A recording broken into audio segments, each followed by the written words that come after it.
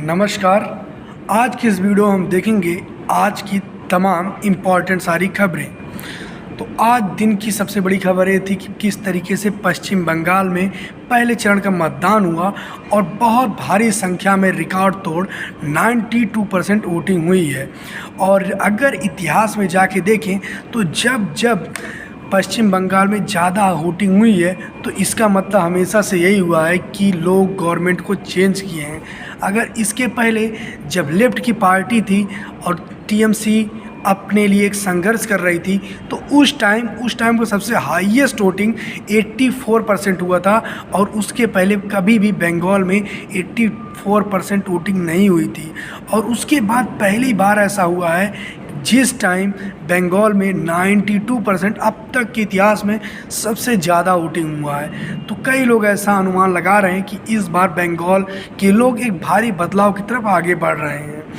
और अगर आज बंगाल के 13 जिलों में इलेक्शन हुआ है जिसमें से ज़्यादातर ज़िले मुस्लिम आबादी वाले रहे हैं, जिसमें से मालदा, बीरभूम और मुर्शिदाबाद रहे।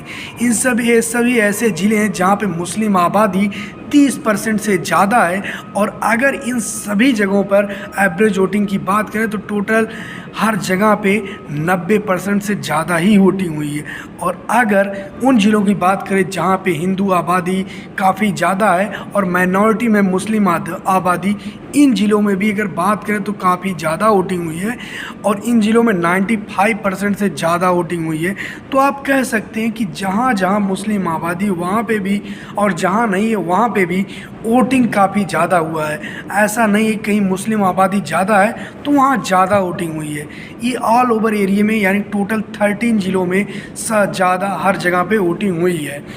इस टाइप की घटनाएं आई। हालांकि इस पूरे दिन में कई सारे विवाद की घटनाएं आई जहां पर लोगों को बताया गया कि किस तरीके से उनके वोट को लेकर के झगड़ा हो गया। और सबसे बड़ी समस्या यह आई कि इस बार कई सारे ऐसी घटनाएं सामने आई जब यह लोगों को पता लगा कि